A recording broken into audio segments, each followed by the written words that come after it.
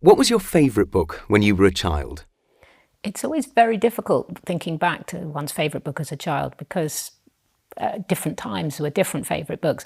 But the book that I remember best, that I go back to in times of wanting to have a quiet moment of reflection, is a book by Rosemary Sutcliffe called Warrior Scarlet.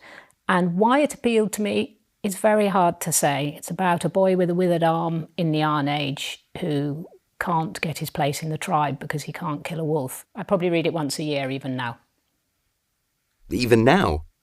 Well, yes, because there is a special thing about reading a book that you loved as a child. It takes you back to that time. Typically, if you ask people about their favourite book as a child, or the book that made them a reader, which I think is another way of looking at it, they can remember a fantastic amount about it. They can often remember who gave it to them, or who read it to them, or where they read it. And I have exactly that experience with that book. When you were a small child, who read to you? Your mother or your father? Well, I'm the third of four children, and this is a terrible thing to say, but I don't think anybody read to me. I think I remember listening in on my older sisters being read to. So I was the youngest of three girls, and then I've got a younger brother. And I very much remember my mother reading the Laura Ingalls Wilder Little House on the Prairie sequence to my brother. And that's when I heard them too. I certainly never had them read to me.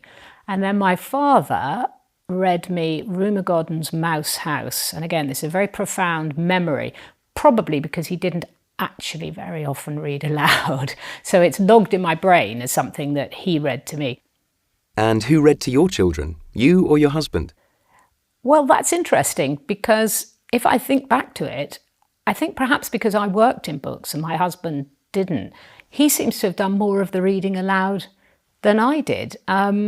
He loved reading aloud. He has incredible stamina for it, and he would read for an hour quite happily. I think at the end of a working day, it was quite a nice thing for him to do. Do you have a favourite children's writer?